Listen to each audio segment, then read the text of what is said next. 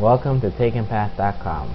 The question in this video is, how fast should we run from bill collectors? So we're sitting home and we hear the phone ring. We walk over. It's an 800 number. It says unavailable. How fast should we run? Should we just take off running? Should we wait and then run? What should we do? Well, the answer is we shouldn't run at all. And I'll give you two reasons why. One, they're just regular people. There's some guy on the phone named Tim, Joe, Bob, Bill, whatever his name is or her name is, Jane, Jill.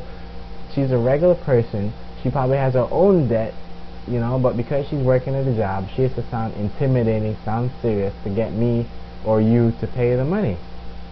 So they're regular people with their own faults, with their own bills, with their own problems. So they have no right to look down upon you or to judge you.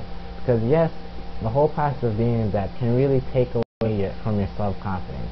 You can feel unworthy, you can feel worthless, you can feel sad, depressed, feel as though you're not able to provide because you defaulted in your financial agreement. Those feelings are normal, they will come. But don't let that make you run away from these bill collectors. They're normal and regular people. Everyone makes a mistake. They have no right to talk down upon you or even threaten you. Matter of fact, if they are harassing you, you can report them. So you can just check Google, type that up, bill collectors, debt collectors, harassment, and you'll find tons of links on what to do. So that's the first reason. They're regular people. And the second reason is bill collecting is a business. It's a business to make money. Let me tell you how it works. So let's say we have a cell phone like this one with T-Mobile, Sprint, or AT&T, whoever it might be, and we called Paris. You know, we had a friend in Paris, and somehow the bill is $1,000, or let's make it really good, the bill is $5,000 because we called Paris, then our neighbor called Paris, and everyone called Paris. The bill comes, we can't pay it. A month passes, we can't pay it. 2 months passes, we can't pay it. Then AT&T, T-Mobile, Sprint, Nextel, whoever we have, they say, look here, we're in the business of phones. We're in the business of providing service of phones. We don't deal with chasing people down for money. Hey, give the bill to someone else. So what they do, they write off your debt as uncollectible. Then at the end of the year, they get some either tax deduction or some type of money back or just something because they never received that money. So for them, it's a pain, but it's not so bad. You know what they do with your $5,000 worth of debt because of this phone? They sell it. They sell it. They sell a piece of paper, looks like this piece of paper saying Tom owes me $5,000. They sell it to a debt collector. You know how much they sell it for? Your $5,000 debt is sold for under $1,000. It could even be sold for hundreds of dollars. So I'm Mr. Tim, the bill collector, and my bill collector boss bought John's $5,000 cell phone bill for $100 or $1,000. Let's say $1,000, right? So now I say, okay, this is his information. Okay, give him a call. So Tim, Bill, will you be paying back this money? You know, it will negatively affect your credit report and so forth and so forth. So we advise you to rectify the matter immediately. And yes. And are you aware that we have attorneys? And yes, they talk. But the point is, they're going to make money off you. Now, don't get me wrong.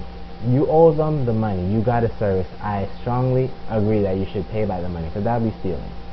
But they're trying to get you to pay back before the 7 years is up because then it's off your credit report. But guess what you can do? You can settle with them. Because if they got your debt for $1,000, you can settle for $3,000, $4,000, whatever it might be, and they still be making a profit. So they're okay with that. So you don't have to be afraid of them. Tell them, you know, hey, it was rough on me.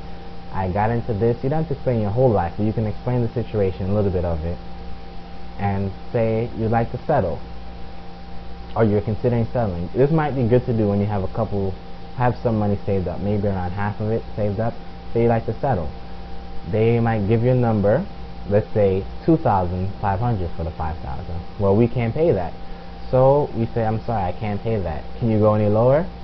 No, I'm sorry, that's the lowest we go, $2,500. Okay, well, I guess I'll have to call you back next month. So you make another monthly payment because you set something up. So you're paying so you don't look so bad in your credit report. Call them back next month. Hi, I'd like to settle. You can do it for $2,500. You know, they'll say, okay, we'll take it. You know, mail the check out this date, that date.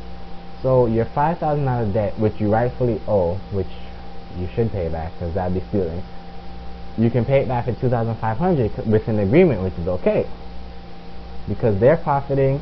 You know, it's not the cleanest situation because the phone company took a loss, you took a loss with your credit report.